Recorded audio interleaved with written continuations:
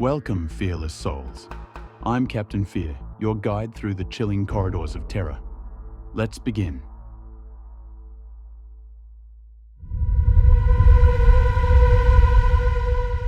Did you know that hikers disappear from the Appalachian Trail every year, leaving behind only fragments of their lives? Some believe it's just the wilderness. Others say there's something darker hiding in those woods. It started with an ordinary hike. 3 days in, the trail grew eerily quiet.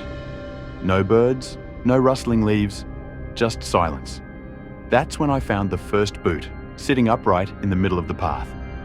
My gut told me to turn back, but curiosity pushed me forward. As the sun began to dip, the discoveries grew stranger.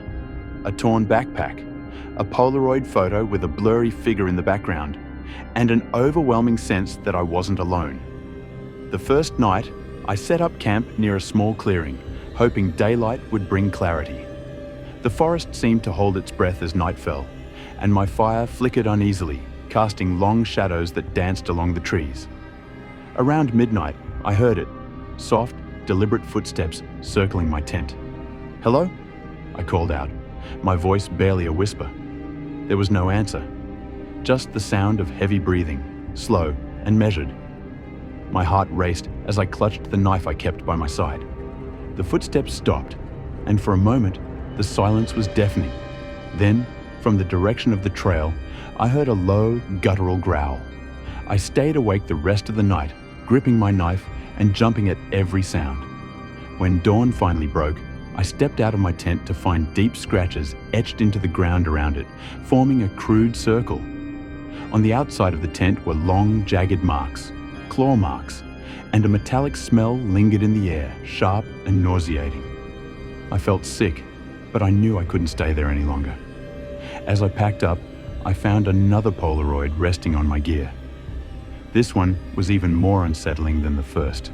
It showed me asleep in my tent, but in the corner of the frame stood a shadowy figure, its face obscured, but its posture unnervingly human. My hands trembled as I stuffed the photo into my bag and started down the trail, moving faster than I ever had before. The trail felt different that day.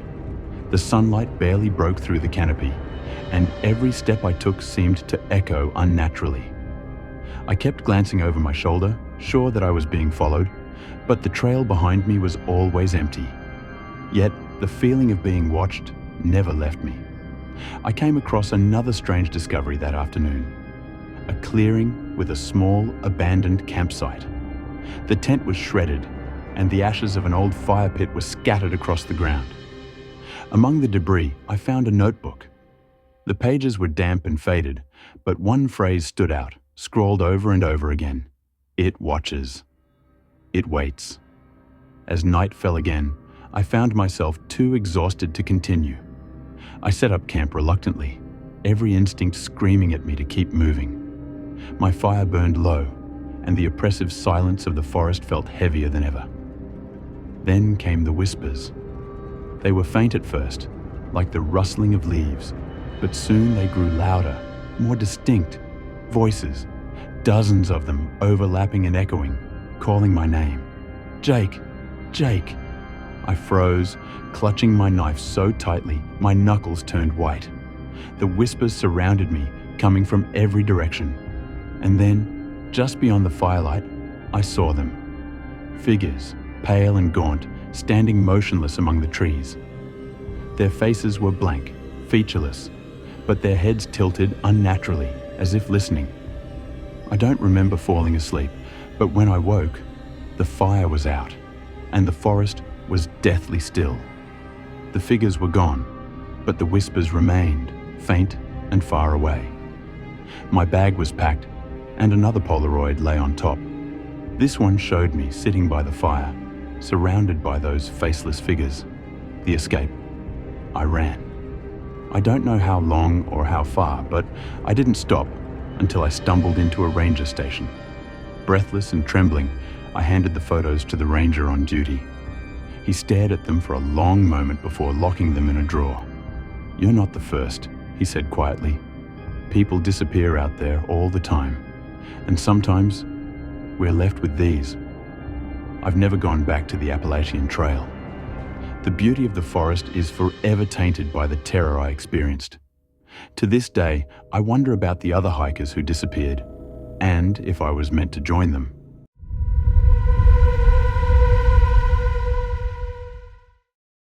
Deep in the Rockies, an old abandoned cabin sits untouched for decades. Hikers who stumble upon it report hearing whispers, voices calling them inside. But no one who enters ever comes back out the same. I've been an avid hiker for years, but there's one trail I'll never go back to. The Rockies have always been my escape, vast, quiet, and untouched. But on one particular solo trip, I learned that some places are better left unexplored. It was early October, the perfect time for a high-altitude hike. I had planned a 3-day trek along an isolated trail, far from the usual tourist paths. The first day was uneventful.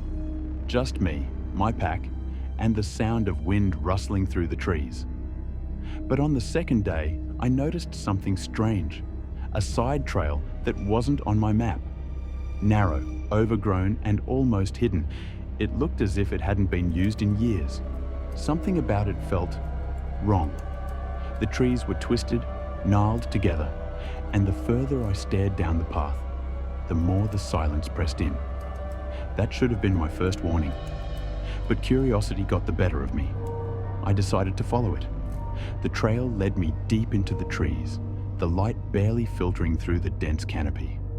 After maybe 20 minutes, I found it. A small, rotting cabin tucked between 2 enormous pines. The wood was warped, the roof caved in at one corner, and the door hung slightly open. That's when I heard it. A whisper, faint, like a breath against my ear. I froze, scanning the trees, but I was alone. The whisper came again, this time from inside the cabin. "Help me." My stomach clenched. I don't scare easily, but something about that voice was off. It wasn't desperate, like someone in real distress.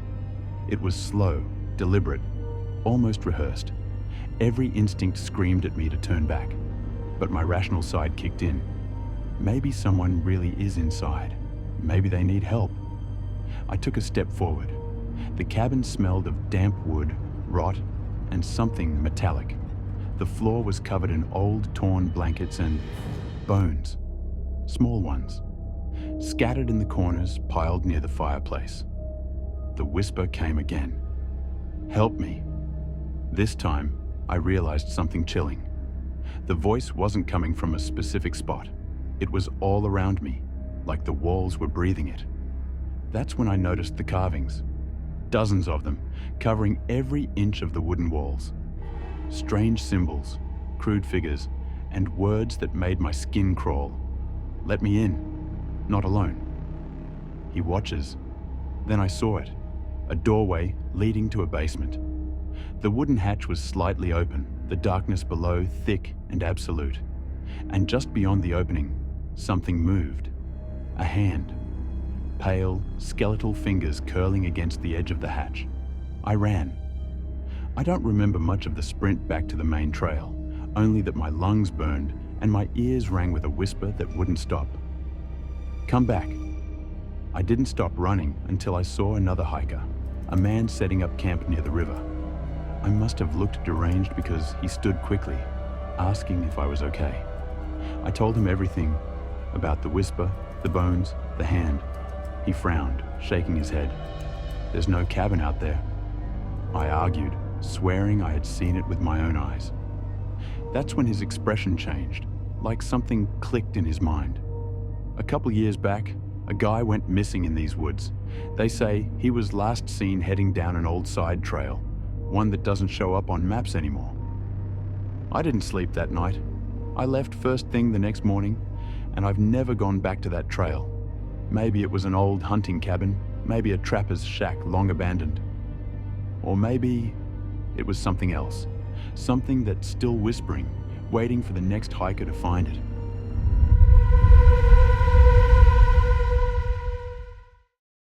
A group of hikers stumbles upon an abandoned campsite deep in the woods.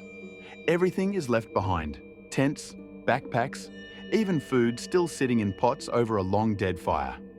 But the hikers soon realize they're not alone. A few summers ago, my friends and I set out on a week-long backpacking trip through a remote mountain range in Oregon. It was supposed to be an escape. No cell service, no distractions, just us and the wilderness. We had been hiking for 3 days when we found it. The trail we were following wasn't well traveled, but it was clearly marked on our map. However, that afternoon, we stumbled upon something that wasn't supposed to be there: a campsite. At first, we were relieved. We were getting low on water and figured we might be able to refill from the camp's supply. But as we got closer, something felt off. There were 3 tents, perfectly intact, set up around a dead fire pit. Backpacks were propped against logs. A pot of long-rotted food sat atop a pile of cold ashes. But there were no people. Not just that, there was no sign that anyone had ever left. No footprints leading away, no scattered gear, no torn fabric like an animal had gotten to it. It was like whoever had been here had just vanished. We exchanged uneasy glances. My friend Tom unzipped one of the tents. Inside was a sleeping bag neatly laid out.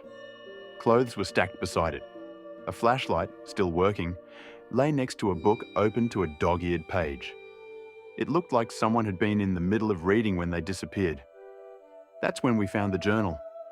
It was in the second tent, tucked into the side pocket of a backpack. The last entry was dated 3 days ago. Something is wrong. At night, we hear voices.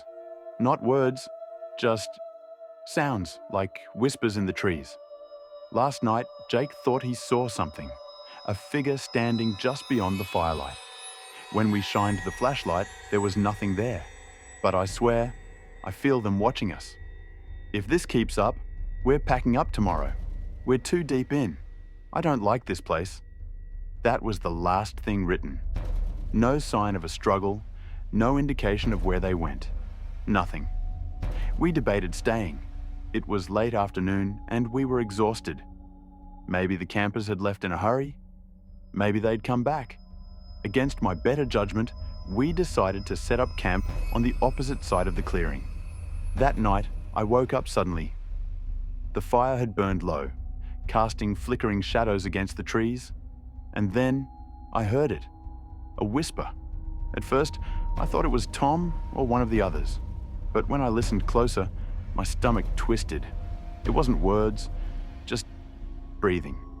Slow, heavy, just outside my tent. I held my breath, straining to hear over the pounding of my own heartbeat. And then, crunch. A single, deliberate step right outside. I wanted to scream, but fear paralyzed me. The breathing continued, moving around the tent, slow and deliberate. I squeezed my eyes shut, gripping the knife under my sleeping bag. Then, just as suddenly as it started, it stopped. I lay there, unable to move, until the first rays of sunlight crept through my tent. When I finally worked up the courage to step outside, I half expected to find one of my friends playing a prank. But their faces told me they had experienced the exact same thing.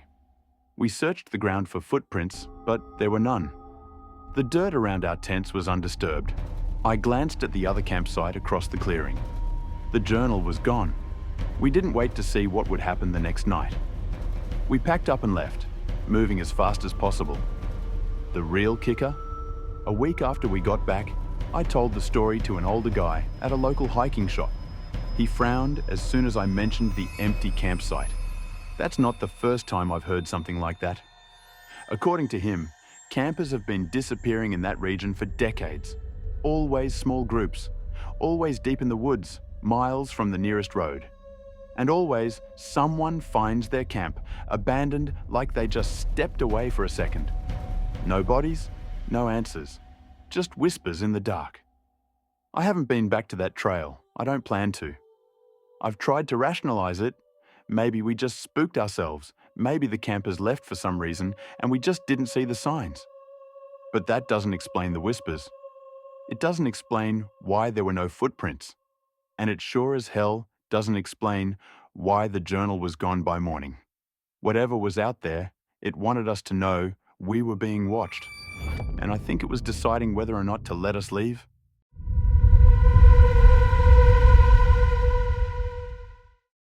Some roads aren't meant to be traveled. Some places refuse to be found.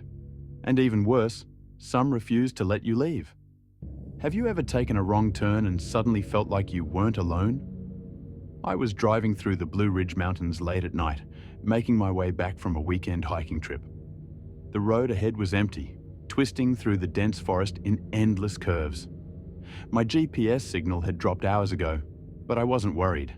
I had driven this way before. Then I saw it. A road sign I didn't recognize. A simple wooden post with an arrow pointing left, marked Caldwell Pass, scenic route. I knew these roads well. There was no Caldwell Pass, but curiosity got the best of me. Maybe it was a new road, or one I had somehow never noticed before. So, against my better judgment, I turned onto it. It was a single-lane road, barely wide enough for my car. The pavement was cracked, overgrown with weeds, like it hadn't been used in years. The trees pressed close, their branches arching overhead, forming a tunnel that swallowed what little moonlight there was. Then I noticed something strange. I had been driving for 20 minutes, yet my odometer barely moved. The road should have reconnected with the highway by now, but it just didn't. It only stretched forward, unbroken, like a loop I couldn't escape. That's when I saw the headlights. At first, I felt relief. Another driver? Maybe I wasn't lost after all. But as the car approached, I noticed something was wrong. It was an old-fashioned sedan, maybe from the 1950s, its chrome bumper gleaming under my headlights. It looked like something straight out of a noir film. But that wasn't what unsettled me. The driver's face was featureless. A pale, blank surface, no eyes, no mouth, just smooth, expressionless skin. My stomach twisted as the car slowed to a stop beside me. The window rolled down, but there was no one inside. The engine purred softly, the headlights flickering, like it was waiting for something. That was enough. I slammed the gas pedal and tore down the road, my heart pounding. The trees blurred past me, the narrow road twisting and turning. But when I looked in the rearview mirror, the car was right behind me, matching my speed, never gaining, never falling back, just there, watching. Then my radio turned on by itself. Through the static, a voice whispered, slow and deliberate, "You were not supposed to find this place." Panic surged through me. I slammed the brakes and skidded to a stop, my tires kicking up dust. The phantom car sped past, its headlights flickering out as it vanished into the darkness. I didn't wait to see if it would come back. I spun my car around, racing back the way I came. But after 5 minutes, 10 minutes, 20 minutes, I was still on the same road. The sign for Caldwell Pass loomed ahead again, like I had never left. My hands were shaking. I didn't understand. Then I saw them. People. Lining the side of the road, standing between the trees. Dozens of them. Their faces were blank, just like the driver's. They didn't move. They didn't blink. And then, in unison, they whispered, "Turn back." I had no choice. I slammed the gas pedal, speeding past them, not daring to look at their empty faces. And suddenly, just like that, the road was gone. The familiar highway stretched before me, my dashboard clock blinking 3:16 a.m. I had lost 3 hours I couldn't explain. I never found that road again. It's not on any map. And to this day, I wonder, if I hadn't turned back, where would it have taken me?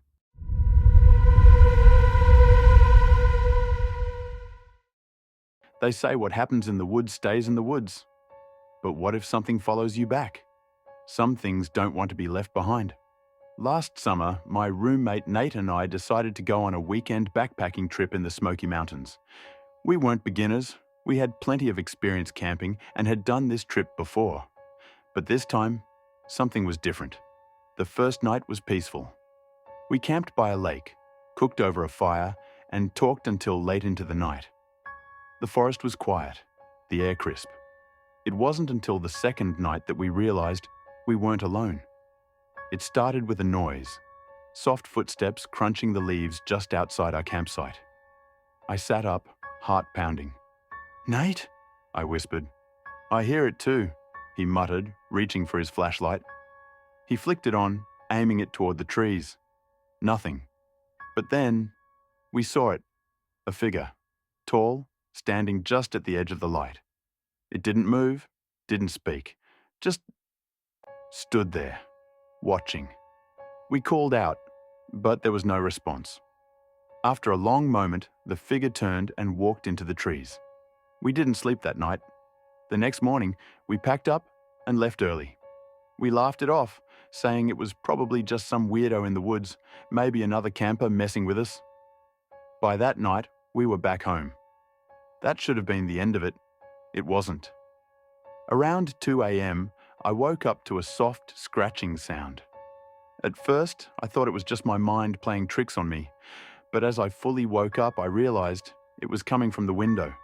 Slow, deliberate scraping against the glass. I rolled over, every hair on my body standing up. My blinds were closed, but I could see a shadow, something tall standing outside. I reached for my phone, but my hands were shaking too badly to hold it. Then, just as suddenly as it started, the scratching stopped. I lay there, frozen, for what felt like hours before exhaustion finally took over. The next morning, I told Nate about it. His face paled. "Dude, I heard it too. The third night. The knock at the door. That night, I made sure every door and window was locked. I went to bed early, trying to convince myself it was just paranoia. Then, at 3:12 a.m., I heard it. Knock, knock, knock. Slow, measured knocks on my bedroom door. Not the front door, not the windows, my bedroom door. My stomach dropped. I lived alone. Nate had his own apartment across town. I held my breath, my body completely still. Knock, knock, knock. This time, it was closer. I finally worked up the courage to sit up and reach for my phone. I turned on the flashlight, aiming it toward the door. Nothing. The knocking stopped. The air felt thick, like something was in the room with me. But when I finally got up and checked the house, everything was normal. The doors were still locked, the windows shut, but I knew I wasn't imagining it. Something had followed us back. By the fourth day, Nate refused to talk about it. He looked exhausted, like he hadn't slept at all. "Dude, just forget about it," he muttered. "I think we pissed off something in those woods. Just ignore it." I tried. I really did. But then, that night, as I was brushing my teeth, I looked up at the bathroom mirror, and my reflection smiled at me. I hadn't moved. I wasn't smiling. But the reflection, it grinned, slowly, deliberately. I stumbled backward, my heart hammering, and when I looked again, it was normal. But I knew then. It was still here. I don't know what we brought back from the mountains. Maybe it was just paranoia. Maybe it was something older, something that doesn't like being seen. But every once in a while, I still hear the scratching. Sometimes I wake up to soft footsteps in my hallway, even though I live alone. And sometimes, just before I turn off the lights, I catch my reflection looking at me just a little too long. That, my fearless travelers, concludes tonight's descent into the unknown. Captain Fear will return soon with more true horror stories. I'll see you next time.